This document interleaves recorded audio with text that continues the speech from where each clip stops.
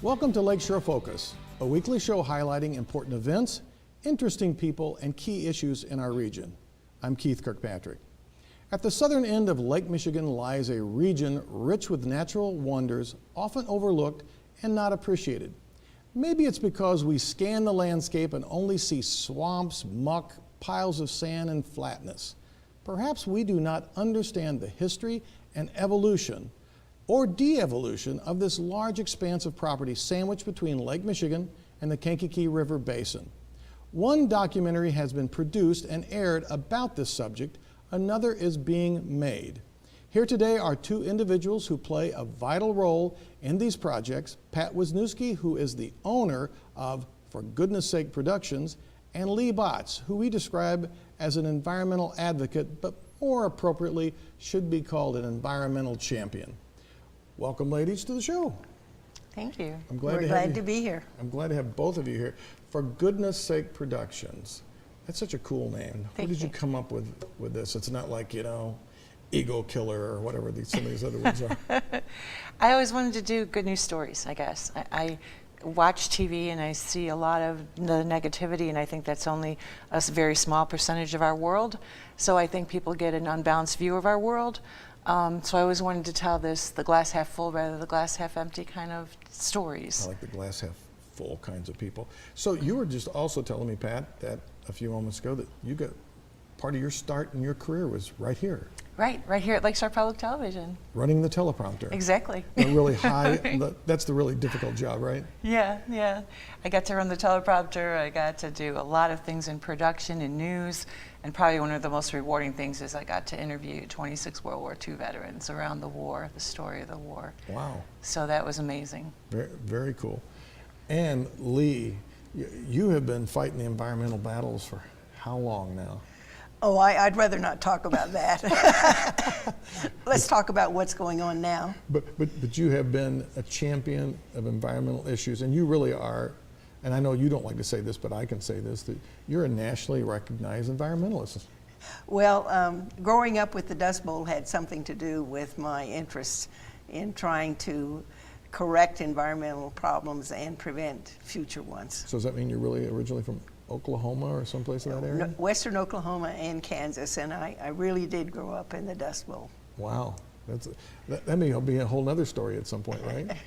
So we're going to talk about these two films and start with the first one, I think, The Everglades of the North. And tell me a little bit about how that project happened.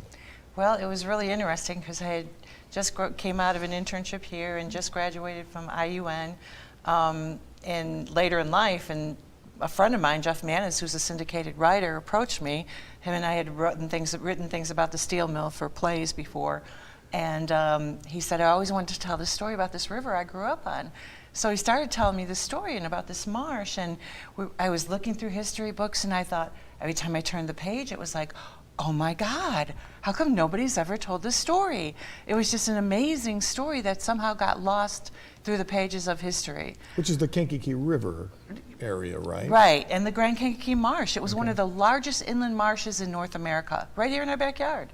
Now, Lee, you really weren't involved in this first project directly, is that correct? No, I was not. Okay, so you get to have the viewer. We'll do this like the viewer review. But you've seen it several times, I take it. Of course, I have, and you can be Gene Siskel or something like that. So what did you think of it? It's a wonderful story, wonderfully told, and it's having a wonderful result because the interest that it has created in the preservation or restoration of the marsh is causing another attempt to create a federal nature preserve in the Kankakee River watershed, which is gaining momentum. It'll be a tough sell given the problems the federal government's having and so forth, but this documentary is responsible, may ultimately be responsible for the creation of a federal nature preserve in the Kankakee River. So that's huge. So Pat, tell me, first of all, so the viewers, we can whet their appetite a little bit more. That show is going to be aired tonight, right after this show. So I believe at 8:30. It's like an hour long. An hour long. Okay, and so how does it focus on just kind of Indiana? Is that what its focus is? Go to Illinois or? It's Indiana and Illinois. The marsh actually crossed both the state lines, so it focuses on, but a majority of it was in Northwest Indiana. Okay, so, and I noticed Lee kind of reacted in my opening comment when I called it a swamp, right? So, but some people do look at the areas around rivers and go, this is just a swamp, it's just mucky, it's terrible. Why are these areas so important to us?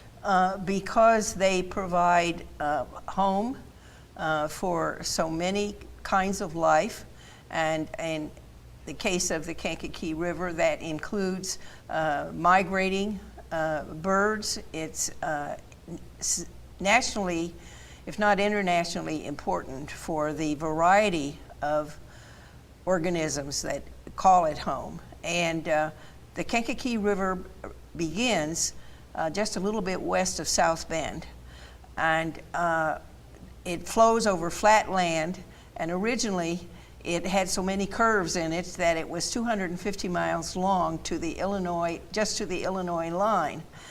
But by the time it was straightened and filled for agricultural purposes, it was only 90 miles long. One of the things that... Wow, that's dramatic. That is dramatic. Well, dramatic. one of the things that the Everglades of the North has done is it has pushed along the growing shared understanding by the agricultural interests and the conservationists that they're really not in conflict, that they share concerns, and preserving the river is important for both. It's been kind of interesting with all the weather change in the last few years and the excessive amount of watershed we've had, how all of a sudden people go, you know, this is kind of important to have this. But I want to go back to the beginning of the story, because you said when this guy began to tell you, there must have been some intrigue in some of the stories. Can you just share one of the stories that really caught your attention when he talked about it, about the river? Well, there were so many. I mean, it was just this folklore that was amazing, you know? We went down to Baum's Bridge, and they had found artifacts that were 10,000 years old, you know, where people had crossed the river for 10,000 years. There were Native American stories. There were the hunting stories, oh my God, you know, where they would just take out wagon loads full of ducks and geese. And in Earl Reed's book, one of the people who wrote a lot about the area, he talks about taking a woman out into the Grand Kankakee Marsh, and she said, well, you didn't bring your gun to get a duck. He said, I don't have to. All he had to do was like make noise and hold up his paddle, and he got 3. Oh my God. Because they blackened the sky. Birds would blacken the sky. There was a story about a gentleman on a horse, and when this migration came over, it was probably passenger pigeons at the time, but this horse just shook. I mean, I can't even imagine there being that many birds that they blackened the sky. And they would go, their migratory paths would go on for miles.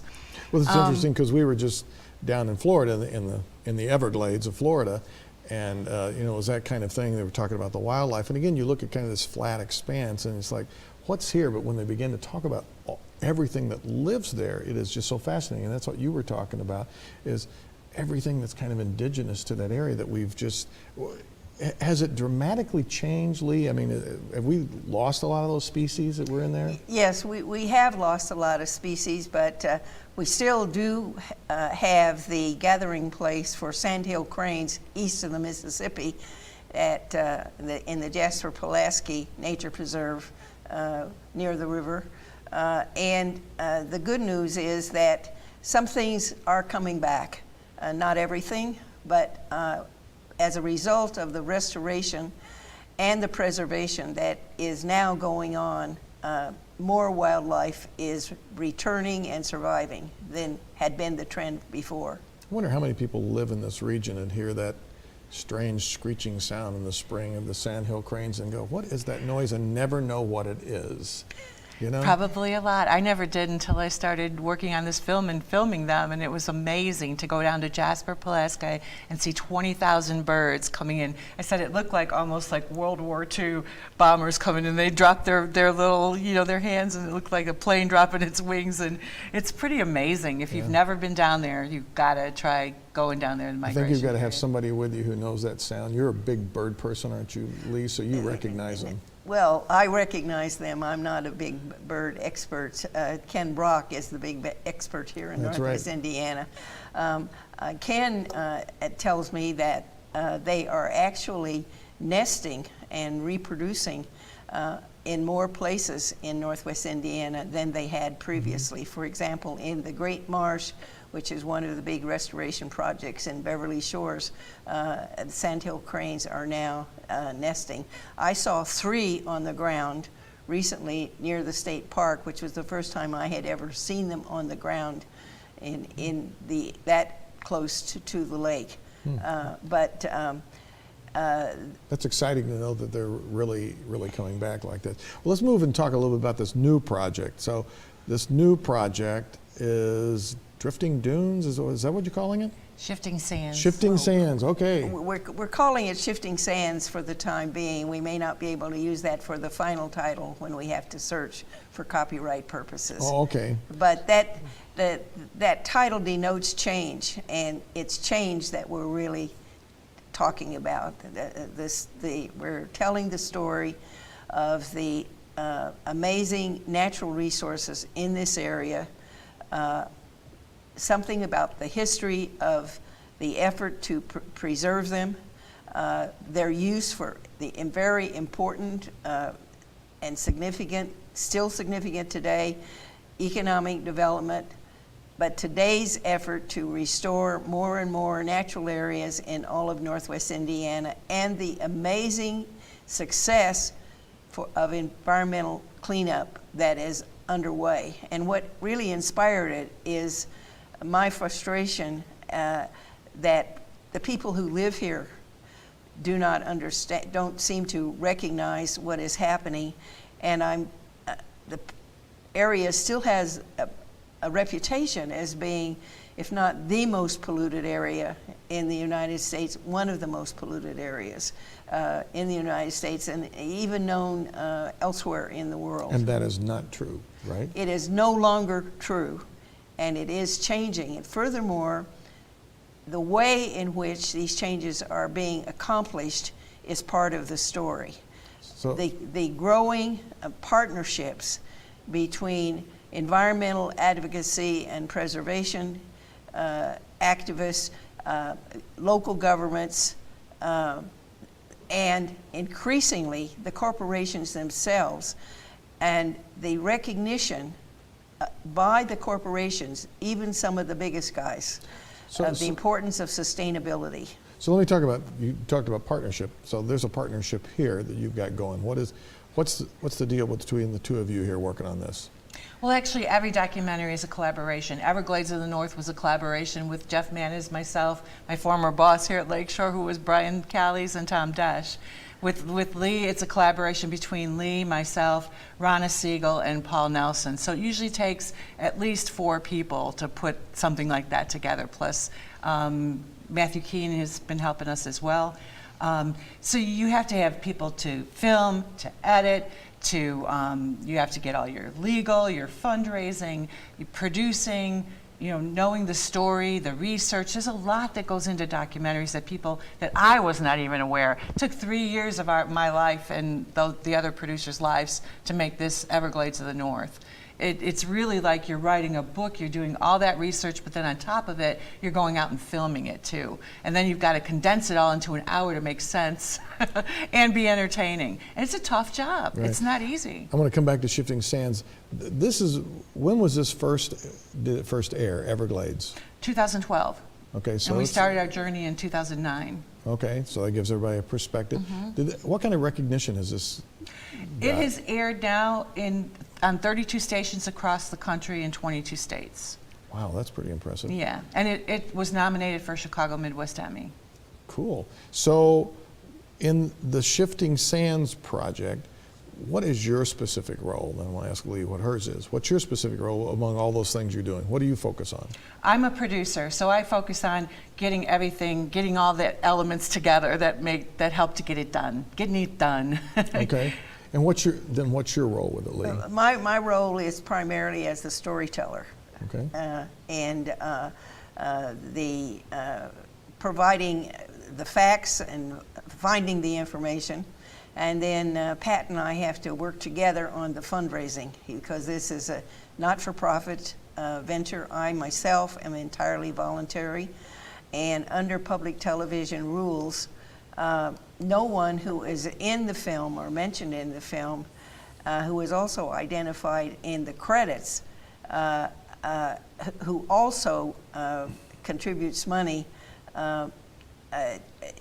that cannot happen. If there's someone who is helping to pay for the project, who is mentioned in the project, that is considered a threat to editorial credibility. So I know there's a lot of rules. There's PBS guidelines that you cannot we have to conform to the PBS guidelines, and so in addition, Pat and I are working together on the fundraising. So does this mean if you're the storyteller, Lee, that they're going to be like, you're going to be telling the story on the frame of the picture, or is it going to be more your voice or somebody else's voice, or you're just like? There are many people involved. We have a significant advisory group that is assisting us with the story itself, but we are interviewing many of the participants, people who are participating and causing these changes here to happen. And that includes people from government, people from the not-for-profit organizations, the environmental organizations, and it includes people involved in enforcing the regulations, coming from the environmental laws, which the country now has. And so let me ask Pat, so will we see this face on the documentary? You will. She's one of the people who's been interviewed, but there are a number of other people who have been interviewed too. Okay. So it's not a narration then, perhaps. I mean, it's just a lot of bits and pieces of well, things that's being where put the together. editing comes in, and Paul Nelson will be our editor, and that's There's a tough another job. familiar That's name another here. familiar name here at Lakeshore, and it's a tough job. Editing, I think, is the hardest job. And that's where you have to bring in the sound bites from all the interviews, the narration from parts of what Lee has written about what this story is about, and you have to connect all those dots and bring that together. So that's the editing. And then Rana Siegel has been the main cinematographer who's been shooting a lot of the stories to this date and has done a wonderful job. So that's how everything comes together. Well, what do you hope to accomplish, and when do you expect it to be done, first of all? Well, we're shooting for 2016 for many of the anniversaries, as Lee was talking about. yes, another inspiration for the documentary is the fact that in 2016 there's an amazing convergence of anniversaries. It will be the 200th anniversary of the state of Indiana. Correct. The centennial anniversary of the National Park Service, which has special significance for Northwest Indiana as well as Chicago. The first director was a businessman from Chicago who loved the Indiana Dunes, and the first thing he did was to propose creating a national park in the Indiana Dunes. But World War II intervened, other things intervened. It took 50 years, and so to get the park actually authorized by Congress, so that it's the 50th anniversary of the creation of the national park. Oh my gosh, that's so interesting. 200-year anniversary, a 100-year anniversary, and a 50-year anniversary all at the same time. But it's also a centennial anniversary for creation of the Indiana's wonderful state park system. And I find that people do not appreciate the fact that Indiana has one of the best state park systems in the country. Well known, better known some other places, I think, than in Indiana.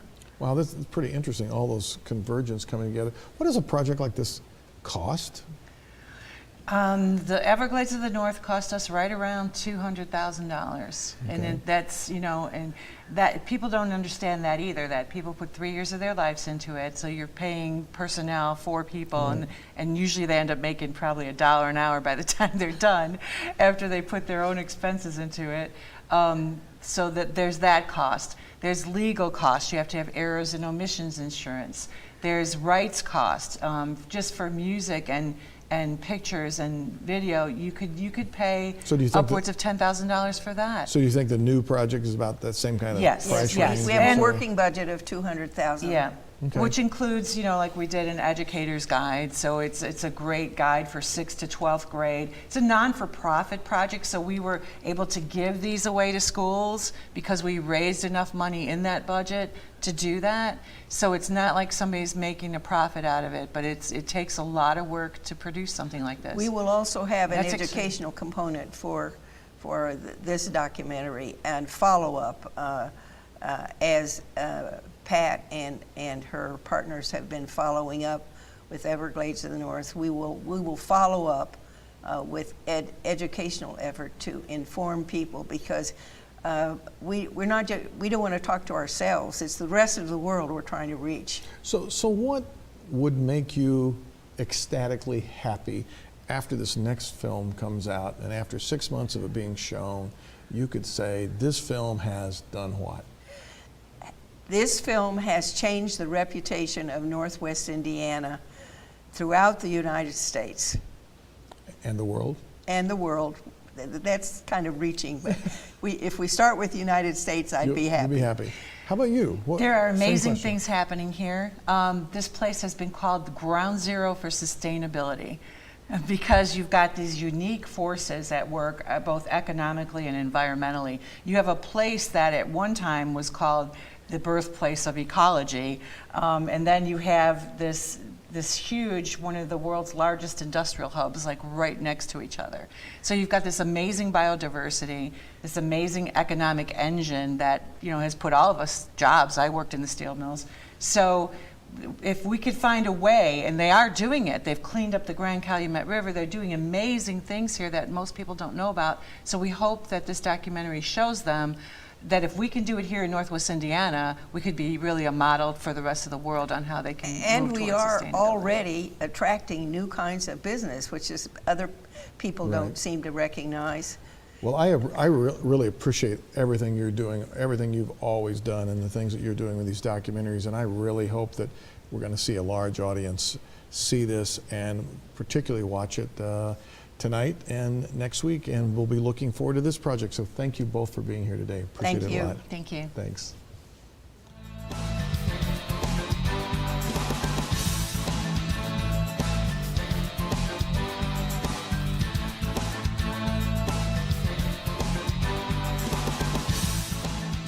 Thanks for watching our show. As we have noted the past few weeks, we are trying a few new things and are wondering what you think. We've modified our studio set and have been asking if you might have something we could use to spice up the background here. Several people have replied with ideas, and I want to say thanks. But we cannot mount your Uncle Mick's moose head on our wall, and a copy of your personal diary outlining your exploits during your youth is not the type of book we are seeking to place on our shelves. I don't want to discourage you, so keep those suggestions coming. Drop an email letting us know what you have and we can respond, or send your thoughts about today's show. Our email address is on the screen. Write it down or memorize it. It's simple. focus@lakeshorepublicmedia.org. I also want to continue to remind you that anyone can watch Lakeshore Focus from our website. Each week after the broadcast on Friday evening at 7:30, we post a show. Go to our website, click on Lakeshore Public Television, scroll down to my picture, click again on Lakeshore Focus, and you will see a list of all the past episodes since August of 2013. Tell your friends, neighbors, relatives, and coworkers about the opportunity to watch previous Focus shows. Help us and spread the word. We need more people to know about what is happening in our region and be well-informed members of our communities.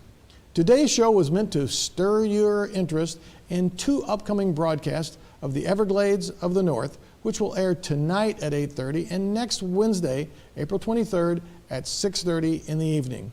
For those of you who thought you were going to see the incredible Ty Warner, the Executive Director of the Northwestern Indiana Regional Planning Commission, on this show, you'll have to wait until next Friday evening at 7:30. Until then, I'm Keith Kirkpatrick saying, make a positive difference in our world today.